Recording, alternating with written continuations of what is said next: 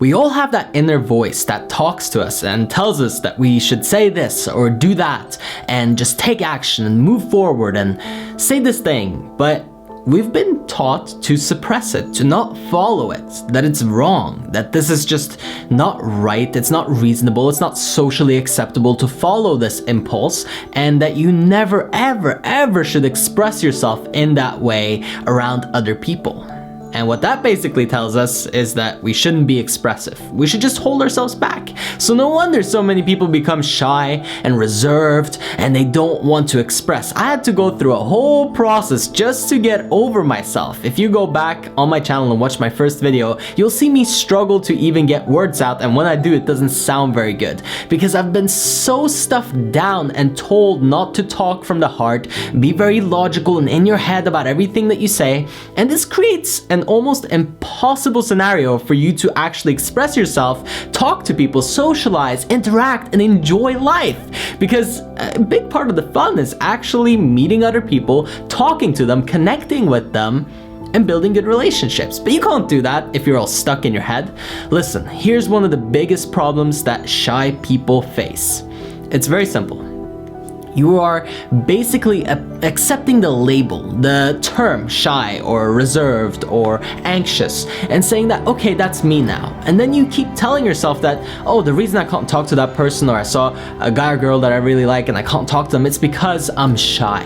It's because I'm shy. I'm just a shy guy, you know, I'm a shy guy. I'm a shy motivational speaker, apparently, because I used to be shy. And really all that is a term that you use to rationalize your behavior. Basically to justify and make peace with that you're not going to do what you actually want to do. How's that for being shy? It's not something that you are. You don't just become shy and that's the natural state of a human being. It's something messed up and twisted that ends up being the byproduct of society telling you that when you're in school and you sit there and you start talking while the teacher is teaching, they tell you to shut up. Right? Shut up. Or your mom and dad are talking when you're younger and you come in and you interrupt and you're all excited, you want to tell them something and they go, shut up, Billy, go in the corner.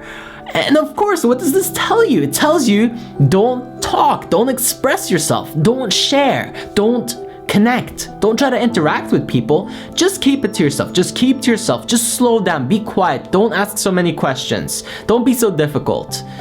And of course, there's no wonder that you're stuck with, struggling to express yourself. There's a whole process now to go back, because if you're at zero, and by zero I mean neutral, you would be able to talk. You would be able to express yourself. You wouldn't have problems being shy. Every human being knows how to interact with people. And so really what you have to do is just get yourself back to neutral, like not stuck in your own head, not thinking, not rationalizing. And that's really where all the trouble comes in. I've trained quite a few speakers actually, and I see something interesting in the pattern that many people struggle with being too much in their head. They want their presentation, their PowerPoint to be all perfect, right?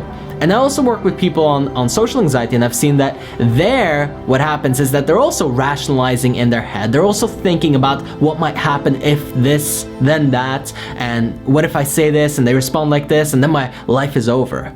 And this is a common theme for people that are shy or reserved, or very much so in their head is the way that I would describe it. And I used to be one of these people. The way that you overcome it, the way that you go through it, is you listen to that inner voice. Okay, I know it's hard in the beginning because it's very quiet, but to tell you the truth, that's where I'm speaking from right now. It's coming through me. It's not something that I'm thinking about in my head or really strategizing and coming up with. It's just flowing.